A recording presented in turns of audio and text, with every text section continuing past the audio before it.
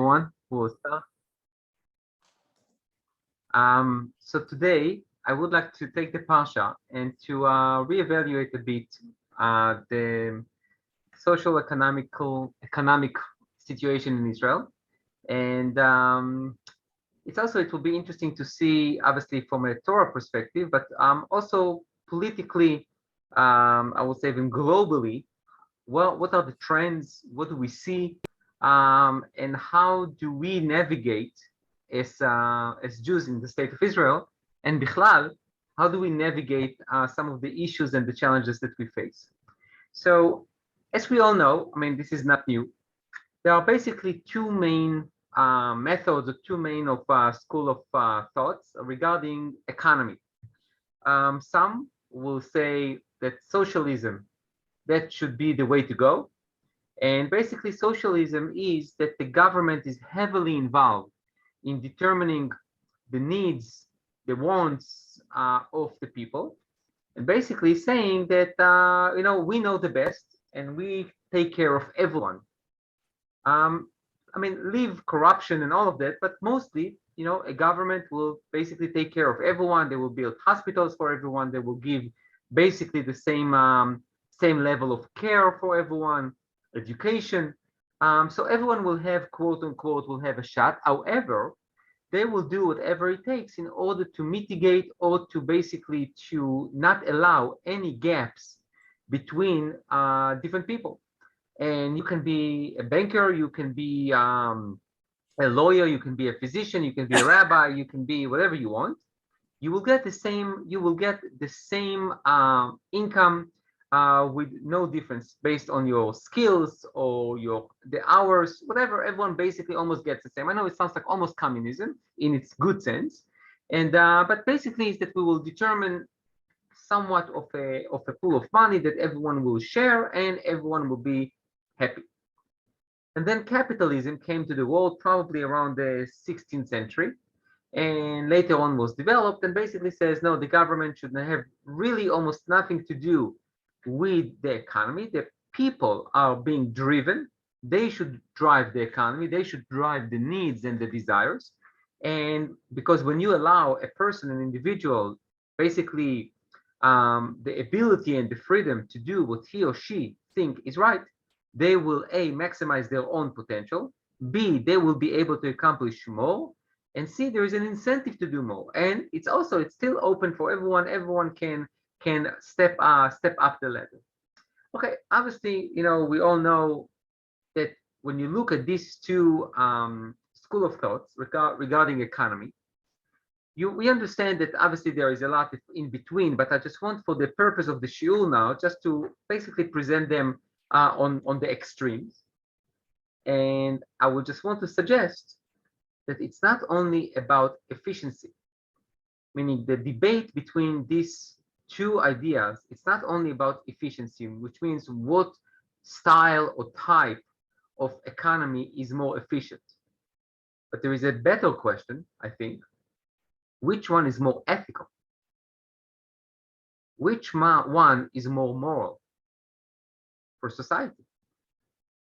And again, I'm not looking for answers right now, but I think that is something that we grapple with, we debate. We obviously have advantages and disadvantages in every system, but I just want to highlight the question that it's not only about efficiency or in terms of what is more beneficial, but it's also what is more ethical. And with that, let's talk a little bit about Israel before we even go into the sources. Some of you might remember, some of you read, Israel was a socialist country. There were a few kibbutzim, for example, that they thought that Stalin was the hero, as you know. And communism and socialism was basically the founding principles of this state. Only at around the 80s, 90s, Israel started moving away from socialism and start developing capitalism. And now in 2022, we have some kind of a kilayim. We have some kind of a shatnez, really, of both school of thoughts together. There is tremendous, very strong, I would say even assertive, or might even I say aggressive capitalism. And at the same time, Israel provide healthcare for everyone, education for everyone, and even I would say that, and you can disagree with me, so please raise your hand if you want to disagree with me, and that's fine. I think that we don't wish for anyone, God forbid, to be poor anywhere, but to be poor in Israel is a bit better than being poor in the States. Still, we have what we call revacha, and we have social workers, and we have other things that are basically trying as much as they can. Obviously, we need more to help those people in need, and not to basically throw them to the streets by themselves. So what we did until now, we just presented these two schools of thoughts in a very extreme way. I'm well aware. We spoke about the idea that it's not only about efficiency, it's also about ethics. What is more of an ethical system for society? And then we spoke a little bit about Israel in terms of how we began and where we are today.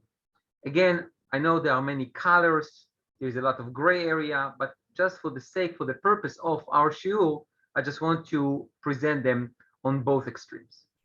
So now, everyone can see the source sheet? Is that big enough? Good? Yes, okay. So the Torah says, and you have the English here, but I will, as you can guess, I would prefer to read the Hebrew. וספרת לך 7 שבתות שנים, 7 שנים, 7 פעמים. You should count for yourself 7 times 7 years. והיו לך ימי 7 שבתות השנים 9 ו40 שנה. Okay, so we have 49 years. ועברת שופר בחודש השביעי בעשור לחודש, ביום הכיפורים, תעבירו שופר בכל ארצכם. So on the 10th of the month of Tishrei, you're going to blow the shofar, and you're going to announce something. What you going to do? וקידשתם את שנת ה-50 שנה וקראתם דרור בארץ לכל יושביה. So you're going to sanctify the 50th year, and you're going to call for freedom for all its inhabitants. יובל היא תהיה לכם, it will be a jubilee year for you. ושבתם איש אל אחוזתו ואיש אל משפחתו תשובו. And you all go back to what? To your inheritance and to your family, which means it's שחרור עבדים, slaves. When they reach 50th year, they go back to their homes. By the way, even Ivri, an Israelite or a Jewish guy who was sold to a non-Jew on the Jubilee year, on Yovel, is getting out. Yovel היא שנת ה-50 שנה תהיה לכם. So, לא תזרעו ולא תקצרו את צפיחיה ולא תבצרו את נזריה. So, the Jubilee is also to some extent has components obviously of שמיטה. כי יובל היא קודש תהיה לכם מן השדה תאכלו את תבואתה, בשנת היובל הזאת תשובו איש אל אחוזתו. So obviously, if I would ask you, what is the dominant or the prominent idea of Yovel, is, at least in these psukim, is here, ושבתם איש אל אחוזתו, and you will go back to your inheritance, and here in י"ג, בשנת היובל הזאת תשובו איש אל אחוזתו. So you will go back to what? You will go back to your inheritance. So if we stop here for just a second and we think, anyone here on the screen works in real estate? I don't know. Okay. Yeah, I don't know. Someone raised his hand, but I can't see his or her face. Oh, hey, Bob. Okay, very good. So Bob is saying he's working in real estate, and I'm not a real estate developer. I can tell you one thing. When we hear that they are building here in Yerushalayim on what they call church land, okay, we are all getting scared. Why? Because, who knows? Even if it's being rented from the church for 99 years or 50 years or 40 years, it's immediately decrease the price. Yeah, there is such a thing in Yerushalayim, decrease the price. I'm not saying that it's becoming cheap. I'm just saying that it's decreased. There is a decrease of the price because people are a little worried. And for that worry that maybe this property will be taken away from them, or that they will need to pay some kind of an amount in order to quote unquote keep their apartment on that land that do not belong to them, People don't like it. People like to buy an apartment on a property that they know belongs to them and no one is going to challenge it. Now, if you are a real estate developer, and let's say even immediately after the Jubilee year, you bought a property. How long this property going to stay to remain in your possession? 49 years, which means whatever I'm going to invest in it and develop in it, at the end of the day, I am going to quote unquote lose money, and definitely I'm going to lose status to some extent, because if I had 10 properties, okay, and those 10 properties will go back to their original owners at the end with the land and the apartment. So the question is, would you invest? Would you invest if you know that your investment will carry you on only for what? For max of 50 years. So why am I bringing it and I'm raising the question? Because I think if you think now with a business head, you say, look, in this 49 years, I can make a fortune. No, even for 49 years, I can make money. I can develop things, I can sell them. I don't need to keep them for 50 years. Maybe I sell them to someone else. From the money that I'm renting out things or I'm developing things, I can make still money. But the idea is that after 50 years, what will be the reality of the land? Everyone goes back. Everyone go back to their inheritance, which means I would like to suggest that Yovel, that the Jubilee year, is basically serves in two positions. On one hand, it gives an amount of time for the buyer to make money, which we have nothing against. Make money, be wealthy, not a problem. However, the Torah does not want to perpetuate and to imbue an economical gap, which means if we will allow, and if there will be no Jubilee, and you have control over my land, I mean, leave alone the spiritual component that Eretz Achuzati, everyone have a piece of this land of Israel, and you cannot take it away from me. It's mine, it's my ancestors. You cannot take it. You can take it temporarily, but not permanently. So on one hand, I'm giving you 50 years to develop, to have wealth. Nothing, all the wealth that you created from that, it's yours, not a problem. However, I want to send a message, says the Torah, that it's not forever. I want to give a fresh start for everyone. So for 50 years, you are a capitalist. 1 year, you become socialist to some extent. Everyone has something. You go back to your inheritance and you get a new start. And then for another 50 years, go ahead.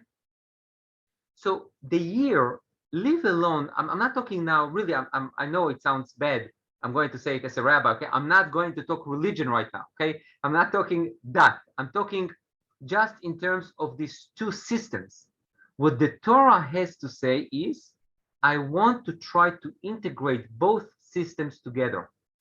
We know, and by the way, I will talk about it from a different perspective tonight at 7:30 at the Midrash Shiur regarding our approach to money. What's the Torah perspective about wealth and accumulating wealth and money? And we have nothing against it. We have against someone who is abusing it or thinks that that's the purpose of his life.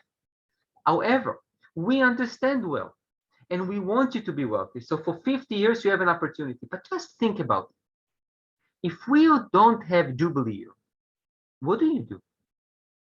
You perpetuate economical gaps, especially in an agriculture society. If you don't have land, it means you don't have a field, you don't have crop, you don't have harvest, you don't have nothing to support you. you always will be dependent on someone else. A, it's not healthy for society. B, it's definitely not healthy for you.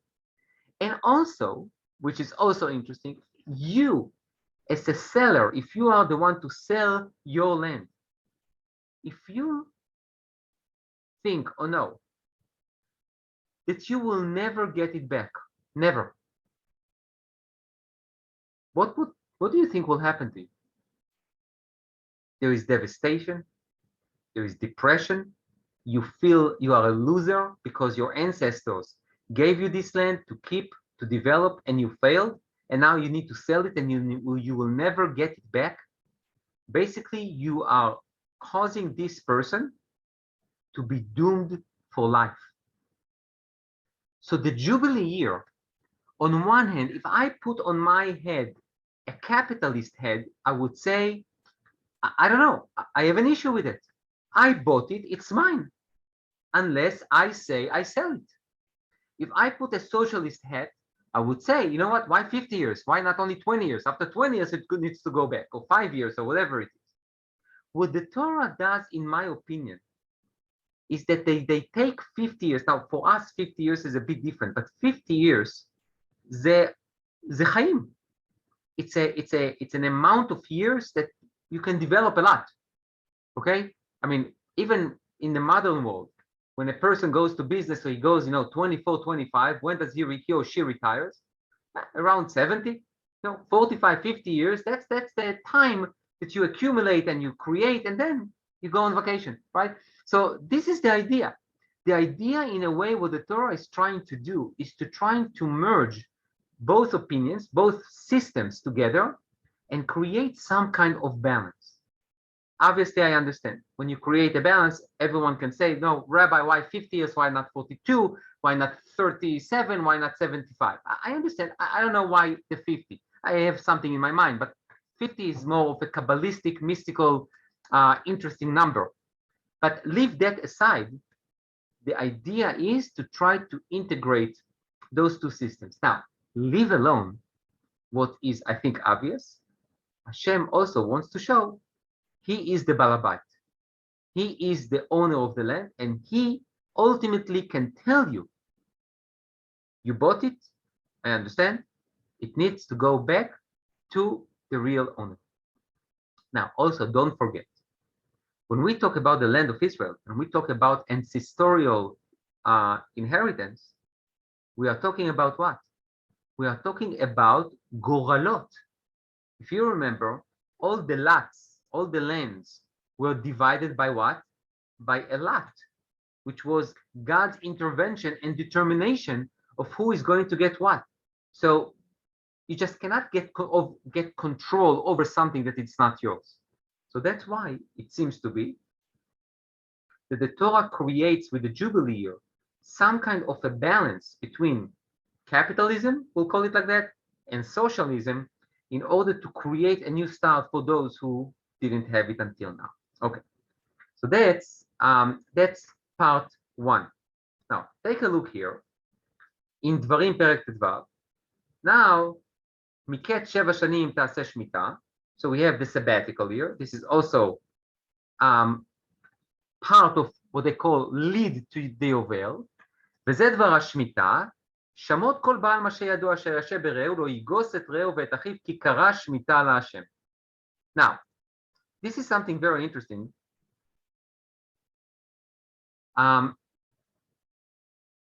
What is interesting is that we don't have only shmitat karkaot. We don't have only that you need to abandon the fields. You also need to abandon what we call shmitat ksafim. If I gave a loan to Reuven in the 5th year of Shemitah, Shemitah comes along. If there was no prusbul, if there was nothing, this loan is forgiven. Now, I want to be honest. Don't think that every Jew was so happy with it. We know in the time of Hillel, basically 0th century, basically he saw that people don't give loans. Why? Who wants to give a loan when his loan is going to be forgiven? So what did he do? He did the prusbul, right? We all know the prusbul. It's not the topic for today, But basically, Prusbul is the idea that you write a document that basically takes the loan, give it to the Beidin, we wait a year, after the year, the loan comes back to me, and I can collect the money. But what we see here, leave alone the Prusbul, according to the thought of the Torah, you give a loan, we understand people need loans. Not only people need loans, we also understand that the economy is basically being motivated by loans. If people don't take loans, because people cannot afford everything they want to buy, especially if it's major projects. Not everyone has this cash flow to buy a major project. So what do? You take loans. And the loans, basically what? The loans encourage and push the economy to buy things that you cannot afford right now, and you will pay for them later. And then that's how you also create wealth, and everyone creates wealth. And that's fine. However, when Shemitah comes, according to the basic law, if I gave a loan and I didn't collect it until the end of not a Shemitah, because Shemitah Ksafim basically applies at the end of the 7th year. So then what? It's gone.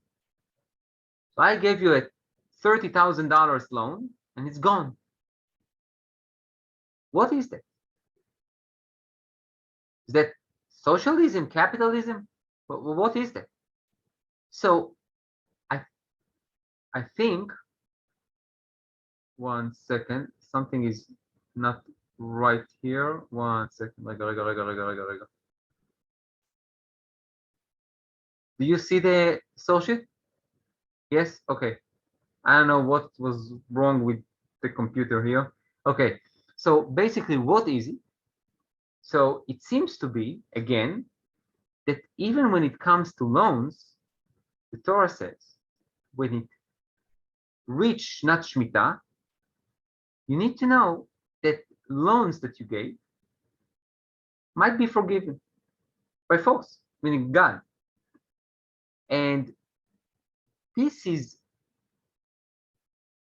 how should I say that? I don't want to say that that's socialism or capitalism. I think this is an educational idea that the Torah has, which is basically, you need to know that you are not the Balabait. I mean, in capitalism, there is a problem. What's the problem? The problem is, more money you make, more wealthy you become, there is an issue of what, and not with everyone, but with some, that you think that you are the only one to determine everything. And from time to time, there are reminders in the Torah that you don't run everything. And sometimes I can force you, quote unquote, to lose money because I say so. So that's the Shemitah. Now, take a look. I will give you a few examples in the Talmud regarding what we will call a competitive edge. Okay? We all know that every company, every factory, every store needs to compete with someone else. Everyone know here in Israel, you know, if someone opens a falafel, what will happen a day after? Another falafel store is open next to it, right? And the question is, what is considered as a competitive edge which is allowed and what is not allowed? And also, how much the government or the Beidin needs to intervene, or just to say, look, whatever the powers in the marketplace, they will determine whatever will be. So if you look at the Gemara says here in Baba Metzia, Mishnah, it's a Mishnah really, so that's Tanaim, Rabbi Yehuda Omer, לא יחלק החנווני כליות באגוזים לתינוקות, מפני שהוא מרגילן לבוא אצלו, וחכמים מתירים. So, first debate is, am I allowed, let's say I open up a falafel store, and I don't know, I'll pick on someone on the screen. Okay, Mark also wants to open up a falafel store. And he opens up a falafel store next to me. So we two have falafel stores next to each other. Rabbi Yehuda says that Mark is not allowed to give a falafel bowl for people to enjoy, or to give them a candy. Why? Because he basically tempting or causing them to be regulars at his store. So he's not allowed to do anything. But Chachamim says, no, that's not a problem. You can do it. So the Gemara says, the Mishnah says, "Velo yifchot et hashar," and also Mark, you don't mind that I'm picking on you, right? Okay. So Mark is not allowed to decrease the price of the falafel. The Chachamim omrim zachur latov, and Chachamim says, no, wonderful. If he reducing the price, I will reduce the price. The customers will be happy. Instead of paying, I don't know how much you pay for a mana falafel, they will pay less. So what do we have here? Here we have two interesting, I will call it really business decisions.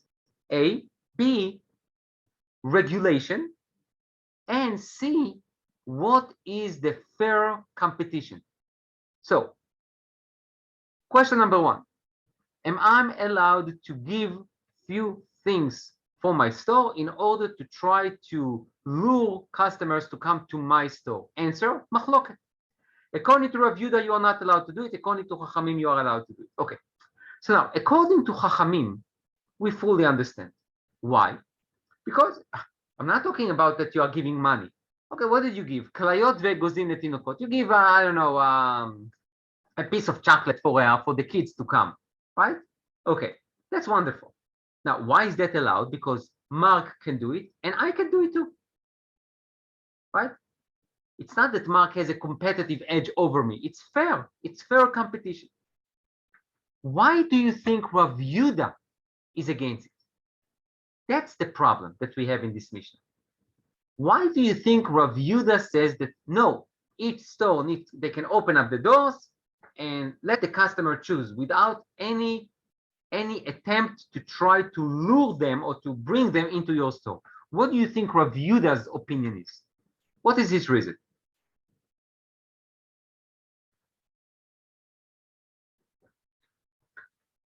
Yes, Paul, you need to unmute. Now, Shalom Bayit, Israel. The what? Shalom Bayit, Israel. Okay. So Bob suggested, Paul, if you need to talk, you will need to unmute. So Bob suggested, look, why do you want to create fights? And you give this chocolate and this give chocolate with salmonella, and we don't need it. Keep your stores, keep them open, don't create fights. Shalom al Israel. Very good. Okay, that's one suggestion. Very good. Paul, second suggestion. It's unfair. It's trying to be to show that Rabbi Yehuda's opinion is that the kind of a socialism that you can't discriminate against one against the other. Okay, so Paul suggests, look, you cannot discriminate. Now, why do you want to? Mark, I'm taking you because you are the owner of the falafel store, so I'll take you in a minute. But Paul suggested, Rav Yehuda says it's more of a very extreme socialism. You open the stores, let the customer choose. It's not fair because you know what? Maybe sometimes someone can give a better chocolate than the other, and that's not fair. Let's just keep it simple. Okay, Mark? So the question is, can you reduce the price below the market rate, as it says here? And the strongest, the one with the deepest pockets, is the one who'll be able to say, look, I'll reduce the price and I'll give out free stuff. And this way people come to my store and I can absorb the loss. I can have as many loss leaders as I want because I have deeper pockets than my competitor. He'll go out of business, then I can raise the prices again. Okay, very good. So Mark says, Rav Yehuda is looking long term. Says, okay, for now, what are they doing? They are giving candies, okay, and they're trying to get the customers to come to them. Okay, very good. One. Second, he says, lo yifchot et hashar, meaning what will happen, Rav Yehuda says, you cannot make discounts and more discounts, because if you get the customers and you lower the price, the other guy cannot compete. Meaning what you create, and I will put Bob, Paul, and Mark now together at the same pita, okay, because we are talking about falafel, so you will put all three of you in the same pita, and basically I will say what? Rav Yehuda is looking long term. And by the way, when you look at the market powers, and especially when you look at the big chains, okay, the Walmart of the world, the Kroger's, the Schnucks, you know, and all those places that were Costco, okay, all of them, basically, they quote unquote, they lower the price because they buy more, okay, and they basically, I mean, I know in the South there was what it was called mom and pop shops, you know, little here, even here, little makolot. How many little makolot do we have in Yerushalayim? We have few. It's interesting, but still, it's very hard for them to compete because when they, even if they want to give you a discount, if they buy I don't know, whatever, if they buy a bag of bamba, okay, so they buy 100 bags of bamba, 200 bags of bamba, okay, but Rami Levy buy 2 million bags of bamba, so he will get a better price. So he can tell you if you buy 10, you will pay only 30 shekels, okay? The Makolet cannot do that. So basically, that's what maybe Rav Yehuda says. So now Chachamim says why. So now take a look at the Gemara. The Gemara says, "Ma'ita mayu de Rabbanan." Interesting, Rachon. The Gemara asks, "What's the reason of the rabbis?" Not so much Rav Yehuda. Rav Yehuda, we understand. Chachamim, what's your reason? So the Gemara says, "The Amale ana mafligina amegozi that palik shiski." It says it's fair. It's fair game. I give chocolate. You give, I don't know, give lollipops, whatever. It's fair. ולא יפחות את השער, וחכמים אומרים זכור לטוב. So what about making a מבצע, okay, or decreasing the price? מאי תעמא דרבנן, משום דקמרווח לטרעה. So what does that mean? Basically, let's see if I have the English, so I will... The Gemara explains is due to the fact that by lowering the price, he eases the market rate. His actions lead to an establishment of a lower market price. Chachamim basically says what? Look, it might be Mark that you are right, that he will take him out of business. But you know what? We have customers. We have customers and they can benefit from lowering the price. Now, Mark will say, but just 1 second, after he will get all the customers and will get that guy out of business, he is going to what? To raise prices. We have a remedy for that. What's the remedy for that? Take a look at the Gemara in Baba Batra. The Gemara in Baba Batra, now before I continue, I just want to say, it's again very interesting. Even according to Chachamim, we are not talking about using a competitive edge that you don't have. I give nuts, you give lollipops. Okay, it's the same level. What do you think about unfair competition? For example, I give iPads and you give chocolate. That's a problem, right? If I tell everyone who comes to my store, to my falafel store, when you buy 6 manot, you will get an iPhone, and Mark cannot afford it, what do you think? Chachamim will say okay or not? Probably not. What the Gemara says that they are agreeing to a competition only when it's a fair competition. Now you understand, by the way, how difficult it will be to determine what is a fair competition in modern times. For example, I have a falafel store and Mark has a falafel store. I am also technically inclined. So I create a website for my falafel store.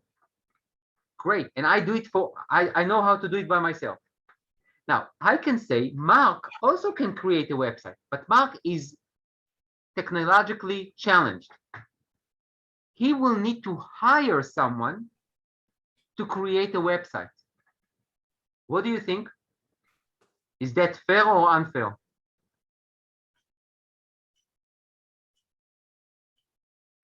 You are all nodding your head, so I don't know what it means. It means like you are thinking. Yeah.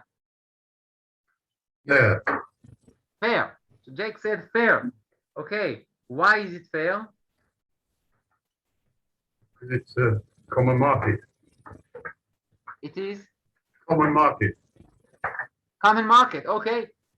I mean- Open market, he said. Open market. Open market. Okay.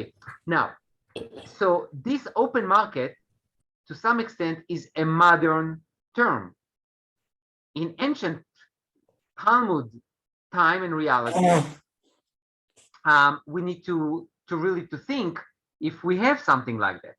So it seems to be that according to Chachamim, if I look at the Ta'am of Chachamim basically says why? Ana mafligina amgozi at palikshiski, which means the rabbis basically says, I give A, you give B, which are the same thing, which means it does not put a financial burden on me. But to hire a guy to create a website, that might be an issue. I'm just throwing it out there. I'm not making a psak, because we are not here for halachic shiur. I have my own thoughts about it. I just want to say that we can learn the fundamentals, but when you apply it to modern economy and modern market, we need to be very careful. We cannot do copy paste. The market changed. There's no question. The market changed. The powers of the market changed. And okay, I'll stop there. Now take a look at the Gemara in Bava Batra. Tanu Rabbanan. So there is a braita that says like that. Lo yeh lecha. And it says that you shouldn't have ifa ve'ifa, that you need to keep the scales right and everything. So the Gemara says like that. Melamed shema'amidim agardamim lemidot, that you put guards to make sure that the scales are right. Ve'ein ma'amidim agardamim lesha'arim. But you don't put guards for the market value of an item. That's the first opinion in the Braita. The Bein Nesiya from the house of the president, ukumi agardamin bein lemidot bein leshe'arim. They put inspectors to supervise both the measures and the prices. Now, if I stop here for a second, all agree that you put supervisors to make sure that the measures are right. By the way, can you imagine that? Having inspectors going to Shuk Machna Yehuda? Yeah, that will be interesting, right? An interesting exercise. So they go to the Shuk, they go to the marketplace, and they basically look at the measures at the scales to make sure that they are right. The machloket between the first Tana in the Braita and the Bein Nesiya is about what? Are you going to send inspectors to check and to inspect the market value of an item? Okay. Amar leShmuel leKarna. So Shmuel says to Karna, is the name of Amora. Puktani lehu. Go ahead and announce. Ma'amidim agardamim lemidot, ve'ein ma'amidin agardamim leshe'arim. He said, you go ahead and announce that we, as a Beidin, will send inspectors to make sure that your scales and your measures are correct and you don't cheat, but we're not going to have anything to do with the marketplace, with the market value. The market value will be determined based on the market powers. Nafak darash lehu. So Karna, his agent, went out and he made an announcement. Ma'amidim agardamim bein lemidot bein leshe'arim. So he made an announcement exactly punkt fakert from what his rabbi told him. His rabbi told him, we're going to send inspectors only for measures, but not for the market value. He went ahead and says, no, we're going to send inspectors for both. Amar le, mashmach. So Shmuel says to him, what's your name? He says to him, Karna. Tipuk lekarna be'ene, nafka lekarna be'ene. So this is like one of those stories. Shmuel got upset. He says to him, what's your name? Karna. What is Karna? Keren, a horn. Okay, so he says to him, you should have a horn in your eye. Okay, so then a horn grew up from his eye. Whatever, I'm not dealing with it. Leave me alone with that. Ve'iu keman savar, Karna. Your rabbi told you that we are going to send inspectors only for the measures, not for the market value of the item. So what did you think? כי דאמר רבי בר חמא אמר רבי יצחק, מעמידים הגרדמים בין למידות בין לשערים, מפני הרמאים. Because of the swindlers, so because of the thieves. So now, this is interesting. I'm not going to go into Shmuel and Karna. I just want to take I will call it the financial fundamentals here. We have two things that are going on in the marketplace. A, the measures, the scales. B, the market value of an item that is being determined by Hetzea v'bikush. How do you say it in English? Demand and Supply. supply. These are, A-B of economy. More demand you have and less supplies you have, it goes up. Less demand, too much supply, goes down. Demand and supply are somewhere in sync, you will have somewhat of a market value, which is normal. So now the question is, should we, the Beidin, send inspectors to basically see that people don't lower too much or increase too much the market value of an item? So according to one opinion, shouldn't be our problem. It should be determined by the people. Why should I tell people how much to pay for a cantaloupe or for I don't know, pineapple? Okay, pineapple. No one can find pineapple like in Costco, right? Okay, so I mean, pineapple here, it's very expensive. But you know what? If people want to buy pineapple, it's their issue. You don't want to buy pineapple, don't buy pineapple. I can promise you, if no one will buy pineapple, it will go down or no one will bring it. Which means, why should I intervene in what people want? On the other hand, the other opinion says, no, we definitely should intervene. Because we, as part of the Beidin, as part of the quote unquote, the government, we need to make sure that people can afford it. And even if people cannot afford something, not everything people can afford, but still, you cannot create something that it will be too expensive or will be too low, because part of the issue will be what Mark suggested before, you will take also some people out of business. We also don't want it. So what you see here, again, I'm not trying to resolve the complexity. I want to show the complexity and the debate, the internal debate in halakha. What should we do?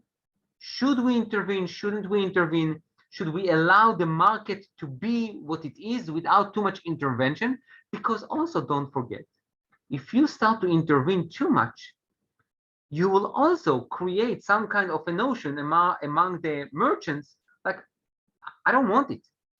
A, B, what you also can create when you intervene too much is what we call the black market. Because when people want something, they will get it. The question is will they get it in the open market or will they will get it in the black market? So this is an idea of the complexity that the Gemara suggests. Mark. And there's also a middle ground, and that is whether you have any supervisors to make sure that the price of bread and milk and eggs are not being overcharged. At the same time, pineapples and Teslas are maybe not. Okay, very good, Mark. We will get there a little bit later, what we call mutzarei yesod and mutzarei luxury. Okay, luxury products versus basic products, and we will see that in a few minutes. Very good. Paul? Yeah, look, if I open the second falafel store next to Mark, I'm trying to Which is next to mine. Next to Mark, yeah, I've opened. No, but Mark's is next to mine. Oh, sorry. So next to yours. Okay. Now, I've got, first of all, my intention is I'm greedy. I want to get some of your profits. And number two, I've started a fight here, not Mark. Okay. I'm starting a fight, a machloket, in order, yeah, the customer benefits, but I'm doing something, is that correct? Not correct? Okay. I don't think it's correct. I mean, everyone has a free, I don't know, it's a free country. You want to open up a falafel store and it happens to be next to mine because the real estate there is pretty cheap and the rent is cheap and you want to buy there, that's fine. Fair competition will be okay. Unfair, that's what the Chachamim never said you are not allowed to open up a store next to, even Rav Yehuda, by the way, didn't say that you are not allowed to open up. Now, there is what we call Hasagat Gvul. This is something else. I'm not going to talk about it right now, but basically, I have no problem with you opening up a store next to me. The problem that I have is that you're going to take all my customers, or you're going to put me in a situation that I will not be able to afford my own store. That's a different thing. By the way, Bob, I'll take you in a minute. By the way, if you are making a better falafel than Mark, and people are tasting it and say, my gosh, you know, Paul's falafel is much better than Mark's falafel, okay? And they go to you because yours is more tasty, that's Mark's problem. He needs to, you know, change the recipe. Okay, Bob, Charlie, are you raising your hand too? I was, yes. Okay, so I'll take you in a minute. I didn't see you. So Bob, I saw his No hand, problem. and then I'll take you, Charlie. Yes, Bob. Okay, so so far there has been no discussion about what goes on, you know, at least 50% of the time in the market in the Western world today, which is it doesn't matter about goods or price or anything else. What you do is through advertising, you disincentivize people from going to the competitor's store. You say, hey, you know, they're no good. They're not as good as we are.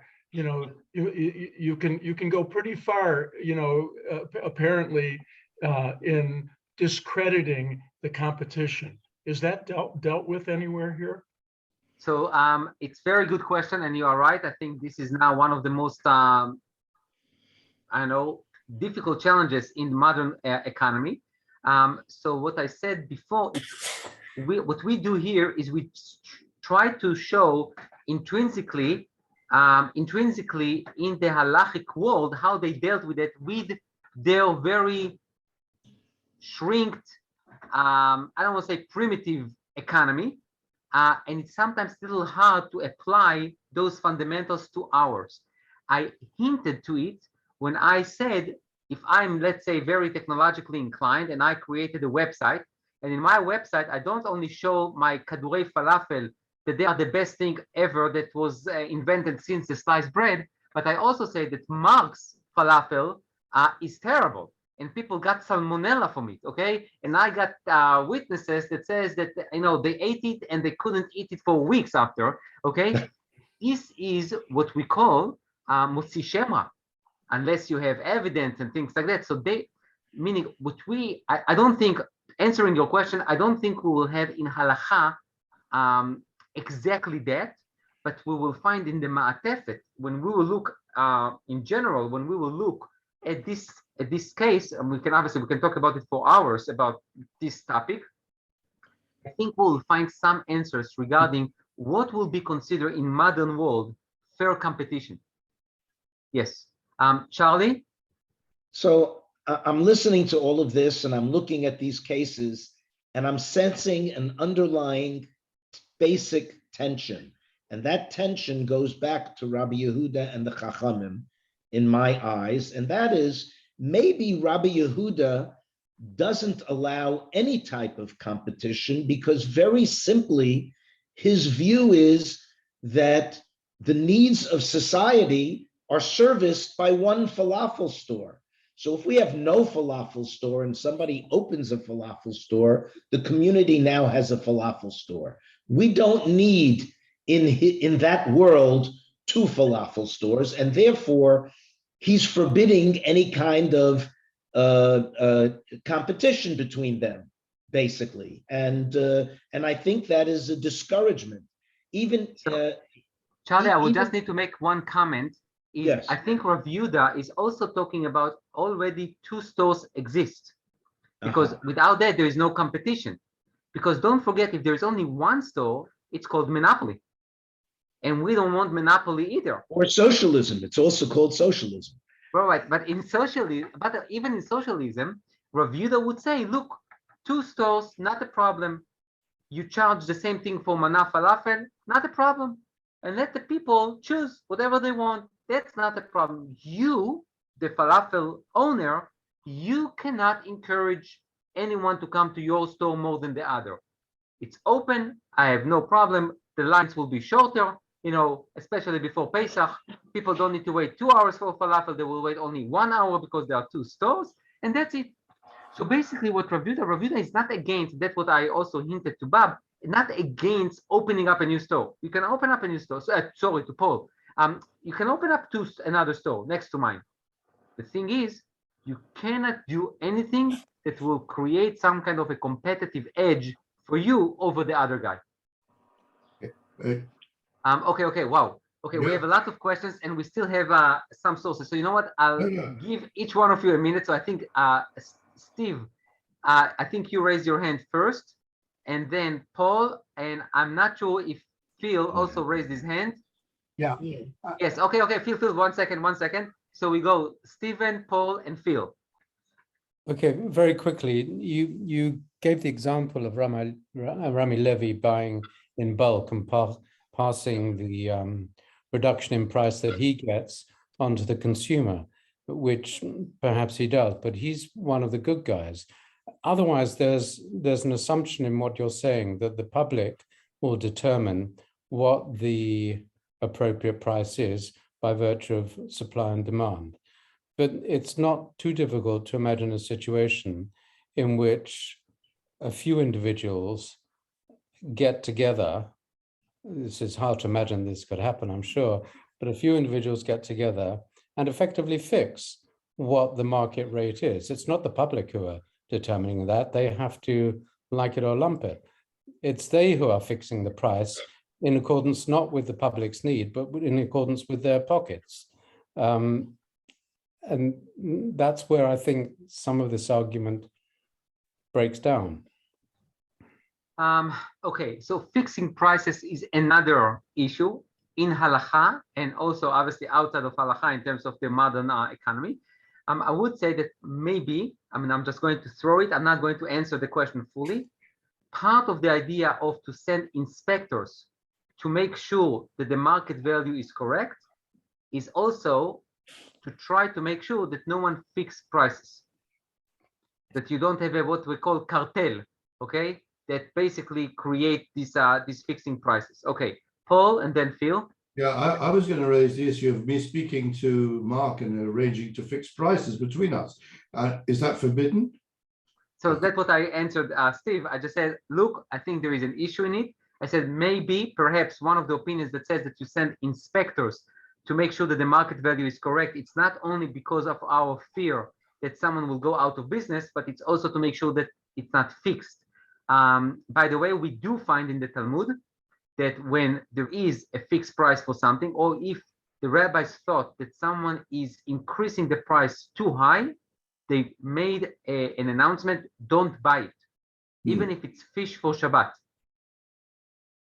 which we have stories about it in the Talmud and also later on in the Middle Ages. Phil.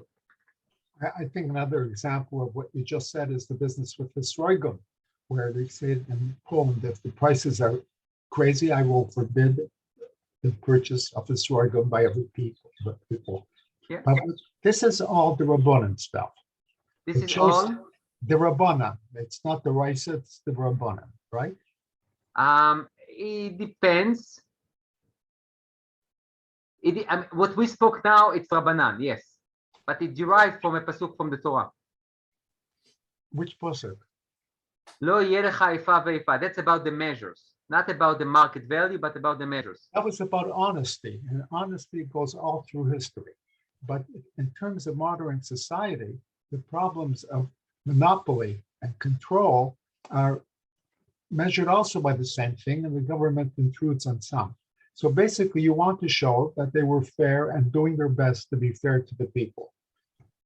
I would want to go back to the real estate situation.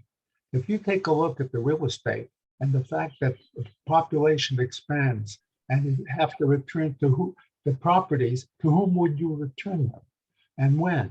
And the families expand. it works perfectly in an agricultural society. The father had a farm, he had two boys, each got half. But if each of the two boys take their half, and what happens later on when they have children? It was a beautiful statement for an agricultural society. It all had to do with fairness. But in practicality, I'm aware of what's happening right now. You put up a building costs $1 million, and it's going to be taken away from you, or the land will be taken away from you after 50 years. Nobody will build. It's either that, or they'd have to pay some incredibly large amounts of rent to justify the building of the building. Okay.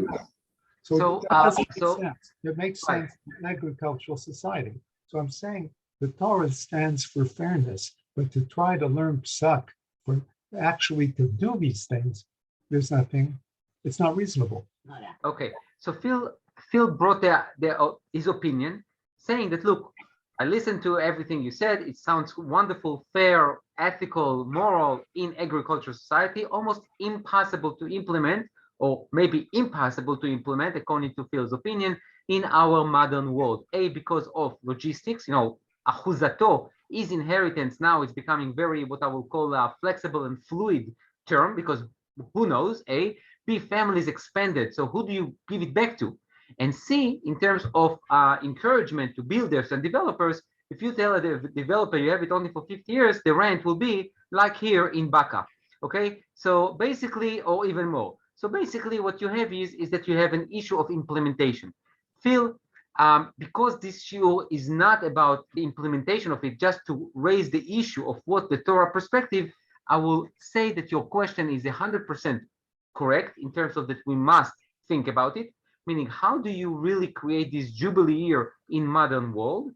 For sure, something to think about. I don't have an answer, so I'm not going to even try to pretend that I have one and try to convince you in something that I need to think about it as well.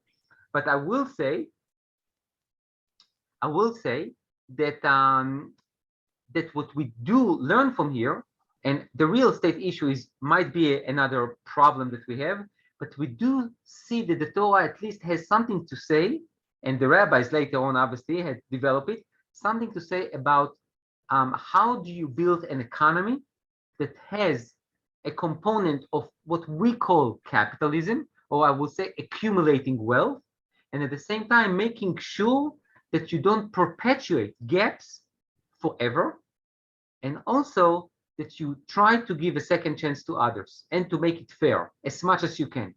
So I will leave it like that, because again, I'm not going to address the issue of how do you implement it in the modern world, because I think it will be very hard and we will need to sit it for hours. I think Bob also mentioned something like that with real estate, and I think we'll need to address it. Paul and Stephen and Mark, I mean, everyone basically in your comments, I heard that the undertone, and also I think Charlie, I mean, how do you implement it?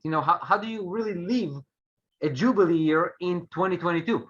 Okay, so I have thoughts, not sure I have answers. Okay, so let's leave it right now like that. I need to finish up one or two more sources that I want to show you. The Rambam in Hilchot Mechira, and Mark, here you go. You know what, let's see here. רמב"ם, הלכות מכירה, פרק י"ד הלכה א'. כבר ביארנו, we already explained, שהנושא ונותן באמונה, ואמר כך וכך אני משתכר, אין לו הונאה. If someone says, look, that's what I bought it for, that's what I'm going to sell it for, honest, not a problem. ואפילו אומר, זה לקחתי בסלע, וב10 אני מוכר, מותר. And even if I tell you, look, I bought this iPhone for 1,000 shekels, I'm selling it to you for 10,000 shekels. I'm telling you. And you buy it, no complaints, not a problem. Why? You agreed. I told you, I bought it for shekel, I'm giving you for 10 shekels. אבל בית דין חייבים לפסוק השערים ולהעמיד שוטרים לכך, ולא יהיה כל אחד ואחד משתכר כל מה שירצה, אלא שטות בלבד יפסקו להם בשכרם, ולא ישתכר המותר יתר על שטות. Basically, the Rambam says this based on the Gemara, you are allowed to earn 1/6 as a benefit, as a profit. says in הלכה ב', במה דברים אמורים that your max profit is 16%, בדברים שיש בהם חיי נפש, כגון שמנים וסלטות, אבל העיקרים כגון הקושת והלבונה, וכיוצא בהן אין פוסקים להם שער, אלא יסתכר כל מה שירצה. Which means, this is where the difference between luxury items and basic items. I didn't realize. Basic items, what we call in Hebrew, here in Israel, מוצרי יסוד. Everyone will sell the milk and the cottage cheese and the gvina, same price everywhere. Because we want to make sure that everyone has cottage cheese, bread, milk, and butter. When it comes to what we call luxury items, you can earn more profit than only 16%. Why?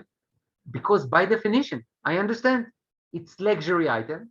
So if it's a Tesla and I want to pay for a Tesla, or I want to pay for an expensive luxury car, or I buy a simple car, that's my choice. I have no problems that in the marketplace, people will make money on things and desires that people have.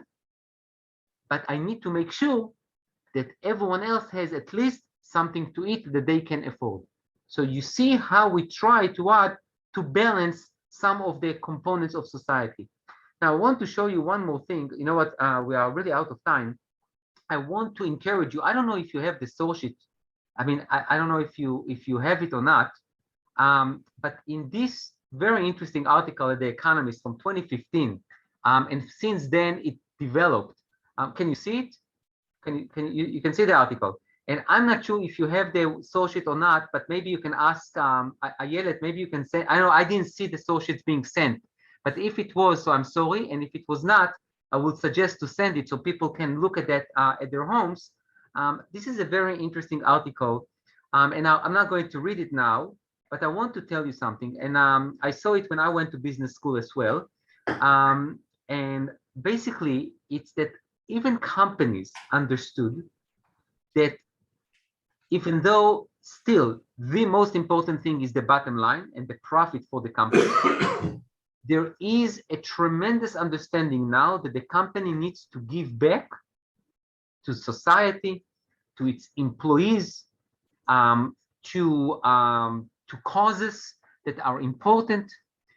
Investors, especially the young investors, are not interested only in how much money they will make.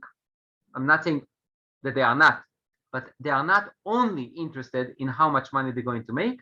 They are also interested in the ethics of the company.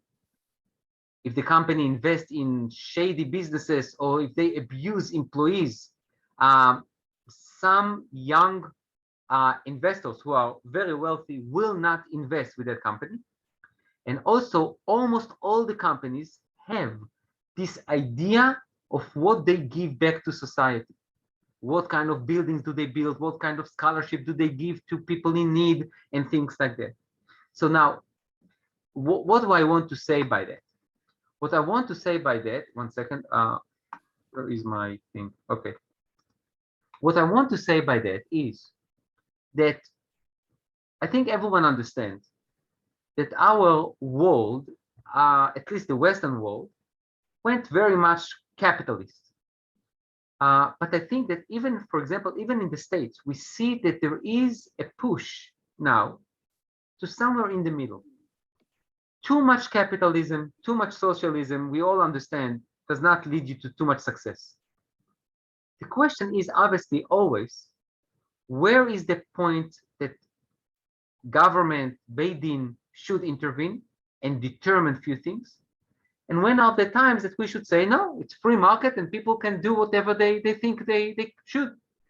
We also understand that sometimes when you make a cap, for example, of how much a person can earn, he or she will not put enough effort. Maybe you will limit their innovation because they say to themselves, why should I? You know, I will get the same amount of money if I spend 20 hours or 5 hours. So why do I care? So basically, what I wanted to show you is that the Torah and Halacha had the same questions as well. one thing for sure, and it's not an undertone, it's a very much overtone in the Torah, that there is nothing against accumulating wealth, but you must not lose sight of the people in need. That's A. B, there is no such a thing that you create a situation that you perpetuate wealth forever. You try to create second chances for people.